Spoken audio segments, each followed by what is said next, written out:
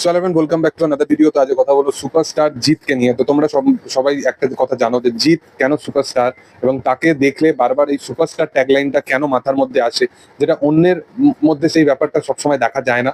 কোনো একটা টাইমে তার কাজ এবং সবকিছু দিক থেকে আমরা বিচার করে তাকে আমরা ভেবে দেখি যে সেই মানুষটা সুপারস্টার।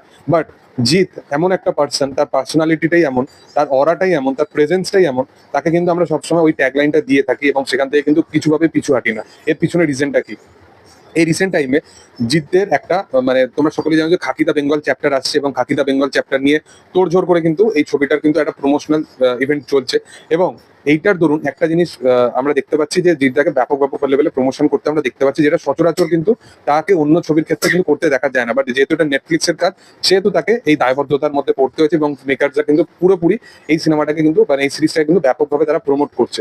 এবার মাসাবেল বলে তোমরা একটা মাসাবেল ইন্ডিয়া বলে একটা পডকাস্ট চ্যানেল আছে, তোমরা ওখানে দেখবে যে কার ড্রাইভিং এ করে করে তারা পডকাস্টটাকে শুট করে, এবং সেখানে অনেক অনেক বড় বড় বলিউডের অ্যাক্টররা অলরেডি, সেরকম পঙ্কজ ত্রিপাঠী থেকে শুরু করে মনোজ বাজপাই, এরকম বিশাল বড় বড় অভিনেতারা সেই চ্যানেলে অলরেডি, হানি সিং, সবাই পডকাস্টে এসছে অলরেডি।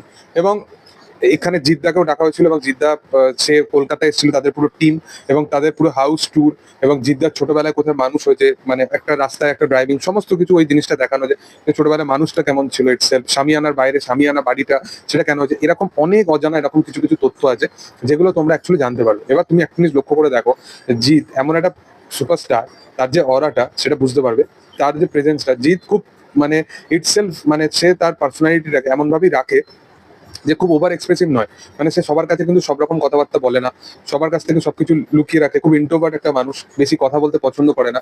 পুরো পডকাস্টটা থ্রু আউট যদি তুমি দেখো, তাকে যতটুকু জিজ্ঞাসা করে সে জাস্ট ওইটারই করে, সে নিজে থেকে কিছু বলার তার মানে এক্সট্রা অর্ডিনারি কিছু, মানে সেই মানুষটা ইটসেলফ এমন মানুষ, সেটা যদি তার ভালো মানসিকতায় দেখাতে যায় তাহলেও সে মানে হয় না এখনকার দিনে ভালো মানসিকতা দেখিয়েও মানে একটা ফেক পিআর চালানো হচ্ছে, সেখানেও জিদ্দা একদম টপ লেভেলে থাকতো, কিন্তু সেই জিনিসটাতেও মানুষটা মানে কোনোভাবেই না ওইসবে কোনো গ্রাহ্য করেছে, শুধু নিজের কাজ নিয়ে থেকেছে, নিজেকে প্রচন্ড পরিমাণে সোশ্যালি অ্যাক্টিভ রাখে না, এবং তার সাথে সাথে একটা ফ্যামিলি ম্যান, কিন্তু সেটাকেও সে এমন ভাবে রাখে, রিয়েল লাইফ দুটো জিনিসকে কখনোই মানে একসাথে জড়ায় না। তো এই জিনিসগুলো তোমরা যদি পুরোপুরি থ্রু আউট পডকাস্টটা দেখতে পাও, তাহলে সেই জিনিসটা বুঝতে পারবে যে কেন সে আজ সুপারস্টার, এবং তার যে প্রেজেন্সটা সেটা কতটা ইম্প্যাক্টফুল প্রত্যেকটা মানুষের প্রতি।